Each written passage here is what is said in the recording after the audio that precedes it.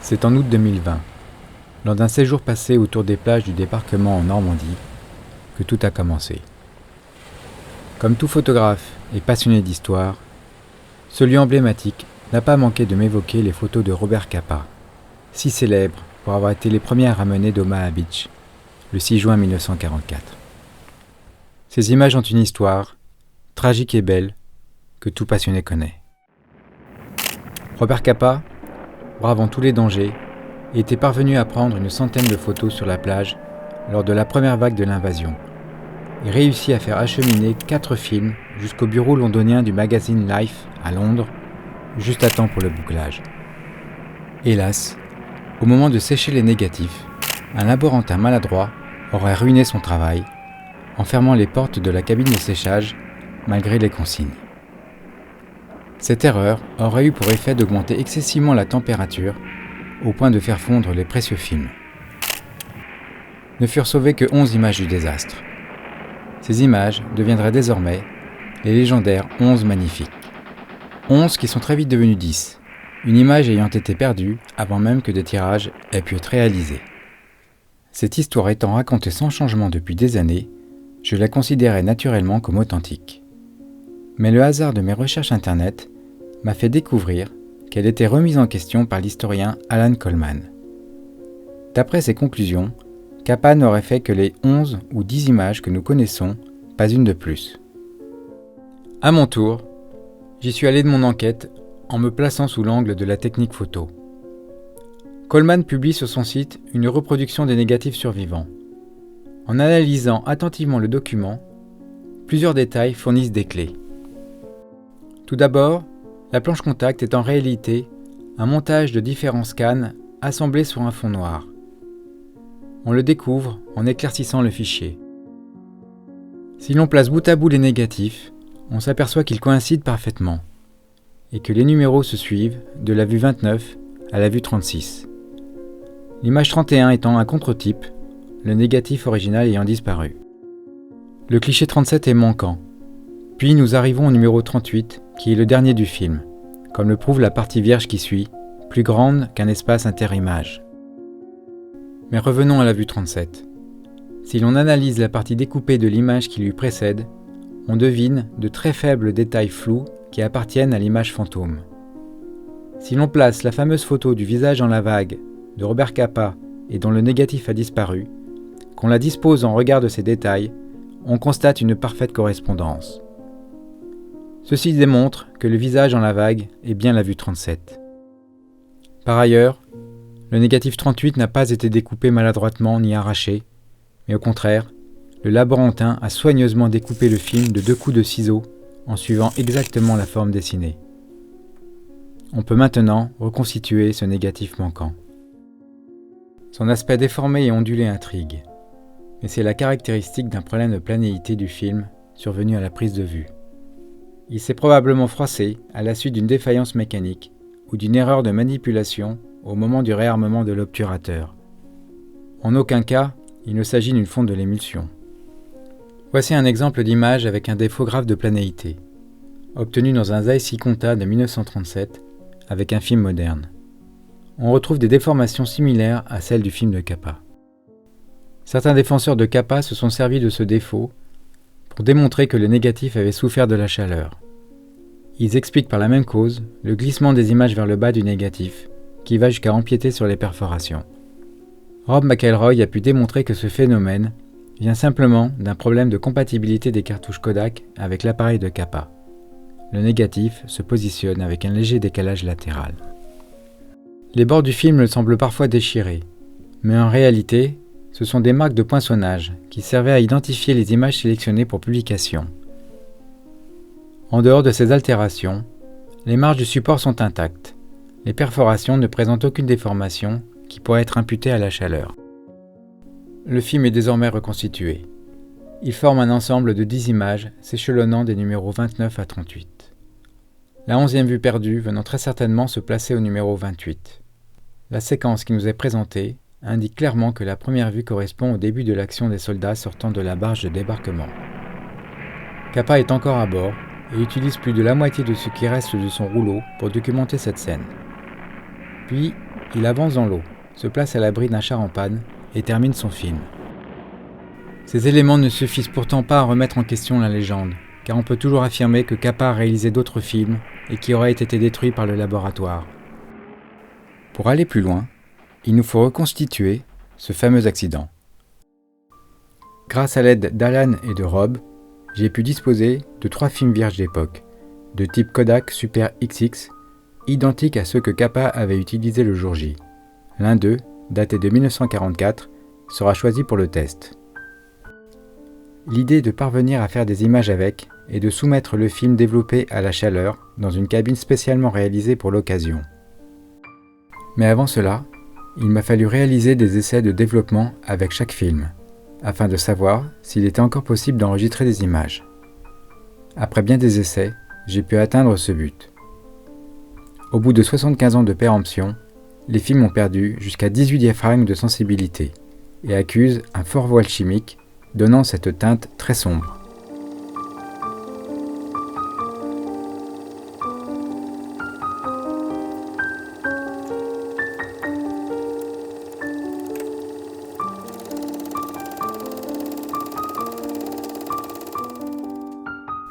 C'est alors qu'Alan Coleman m'a conseillé d'exposer le film candidat carrément dans le même appareil que Capa, un boîtier Contax 2 équipé de son 50 mm. Idée fascinante, mais pas simple à réaliser. Par chance, j'ai pu bénéficier de l'aide de mes amis fondateurs du musée de la photo de Saint-Bonnet-de-Mur qui acceptèrent de me prêter le Contax de leur collection. Je choisis prudemment de tester d'abord cette relique avec un film moderne. Première constatation, l'appareil est difficile à charger. Il faut prendre le temps de positionner le rouleau avec soin, sous peine de photographier dans le vide. Le dos s'enlève complètement et se perd donc facilement. Ces considérations m'amènent à penser que Capa aurait eu bien du mal à changer de film en pleine action, à moitié dans l'eau de mer. L'appareil n'ayant pas servi depuis des dizaines d'années, l'obturateur s'est révélé difficile à utiliser autrement qu'en pose B. J'ai donc dû employer un filtre gris neutre très dense pour pouvoir utiliser un film de 100 ISO et avoir le temps d'exposer sans l'aide de l'obturateur. Puis j'ai développé le film immédiatement. Les images étaient bien là, l'appareil avait rempli son rôle.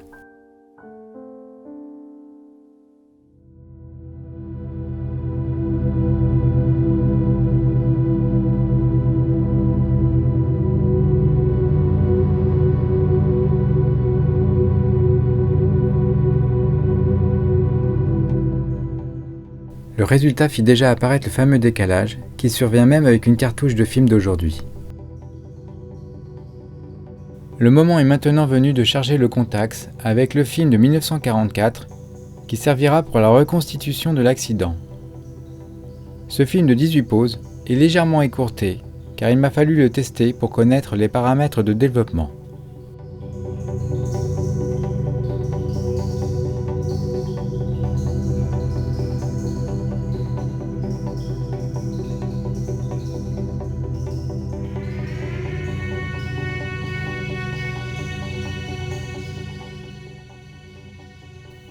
J'ai constaté qu'il nécessite de poser plusieurs minutes à 2.8 en plein soleil pour avoir une image lisible. Et malgré cela, tout le film présente un voile chimique intense qui lui donne cette allure très dense. Une fois ces éléments à ma disposition, j'ai voulu d'abord découvrir quelle température un film sur support acétate pouvait supporter. J'ai donc placé un échantillon de mon film de 1947 dans mon four de cuisine. J'ai eu la surprise de constater qu'il pouvait effectivement fondre, mais pas avant l'impressionnante température de 180 degrés. L'échantillon témoin sur support polyester a lui très bien résisté à l'épreuve, ce qui prouve que le choix d'utiliser un film d'époque était pertinent. L'étape suivante a alors consisté à fabriquer une cabine de séchage expérimentale. Hélas, en l'absence de toute information fiable sur la façon dont cette cabine avait été construite dans le laboratoire de Life, nous en avons été réduits à nous contenter d'un modèle en bois simplement plausible. Nous savons seulement qu'elle était dotée d'un système de chauffage à base de résistance électrique assez puissant, puisqu'il fallait l'utiliser portes ouvertes sous peine de détruire les films. Nous sommes prêts pour l'heure de vérité. Les films vont-ils fondre ?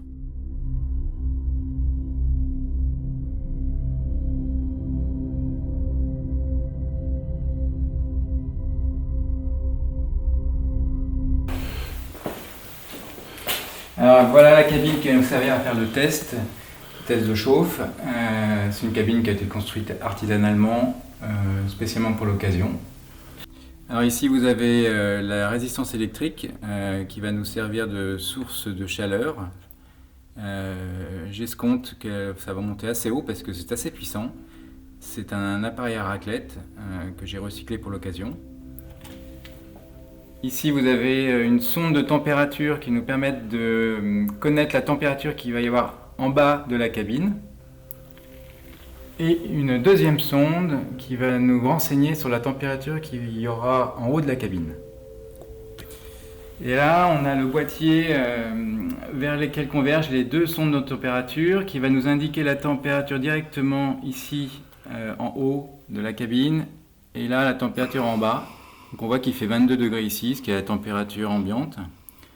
À côté, on a un chronomètre qui va nous indiquer le temps que va prendre le test. Le temps va durer environ 35 minutes. Pas beaucoup plus parce que ça n'a pas beaucoup d'intérêt dans la mesure où à l'époque les laborantins étaient très pressés de voir ce film développer, ce qui d'ailleurs est à l'origine de l'accident supposé. Donc c'est pas pertinent d'aller au-delà de 35 minutes. Alors, la cabine est équipée d'un système d'éclairage qui va nous permettre de voir en continu ce qui se passe à l'intérieur. C'est une simple lampe tungstène de 60 watts qui chauffe pas mal, donc ça va faire une source de chaleur supplémentaire, ce qui est intéressant parce qu'on va vraiment être au pire de ce qui pourrait arriver. Ok, donc les films sont prêts. Ils étaient dans l'eau déminéralisée. Je vais sortir le premier. Voilà. Tac. Je vais la mettre dans le bon sens. Voilà. Et voilà, on l'accroche. Donc ça c'est le film témoin qui a été fait sur un support moderne en polyester. Donc le film est mouillé, hein. Je vais donner un petit coup de essorage. Voilà, et on accroche. Alors maintenant le second film, le fameux Kodak Super XX qui est daté de 1943, qui a été développé dans les règles de l'art.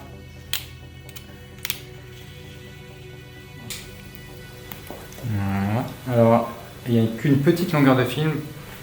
D'abord parce qu'il ne faisait pas 36 poses, je crois que de mémoire il faisait 20 poses seulement. Et une partie du film a été consommée pour faire les tests. Alors, on va le mettre comme ceci, de manière à ce qu'il soit à la même hauteur en bas.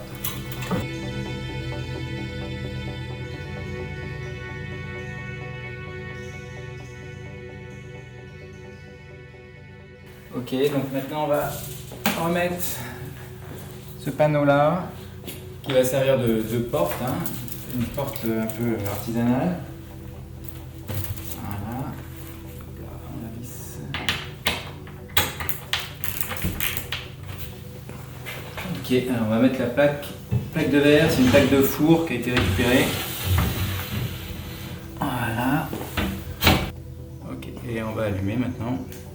Voilà. Il n'y a plus qu'à brancher la résistance et puis on est prêt pour le test.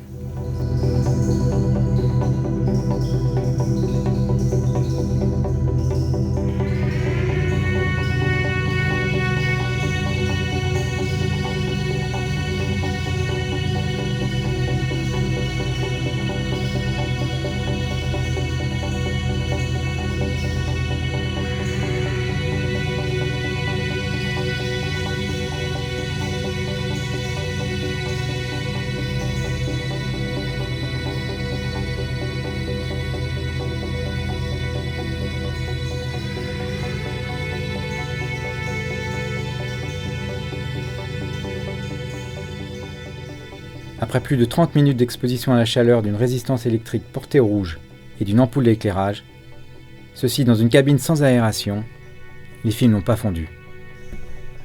Ni le film moderne, ni le film d'époque.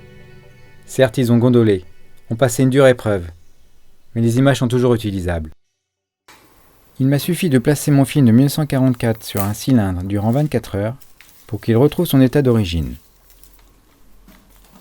Sa teinte très dense est restée la même, le support est intact, et les images n'ont pas glissé.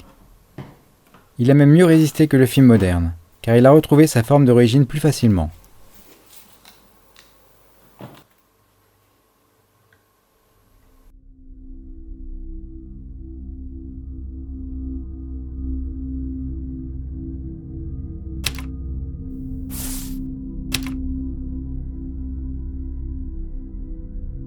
Bon, les films n'ont pas fondu. Mais aurait-il pu être endommagé par l'eau de mer, comme l'avait laissé entendre Capa les premiers temps? Pour le savoir, j'ai utilisé un troisième film Super XX, daté de 1943, et en ai développé normalement seulement la première moitié, qui servira de témoin. Puis j'ai laissé l'autre moitié non développée dans la cartouche, et ai mis cette dernière à tremper dans l'eau de mer durant plusieurs minutes. Après 36 heures d'attente, qui correspond à la durée d'acheminement du film de Capa de Normandie vers Londres, je l'ai développé. À ma surprise, le film a peu souffert de ce traitement, et malgré quelques tâches, les images sont toujours lisibles et exploitables. Arrivé au terme de mes expériences, je me dois de constater que la légende était donc fausse. Mais faut-il en être déçu? Cela enlève-t-il du mérite à Robert Capa? Bien évidemment non. Imaginons un instant le courage qu'il lui a fallu pour se rendre volontairement sur cette plage le matin du 6 juin 1944. Qu'il ait fait 100 photos ou seulement 10 n'a finalement pas d'importance. Retenons simplement qu'il était présent ce jour historique, qu'il a fait son travail de son mieux et qu'il s'en est sorti.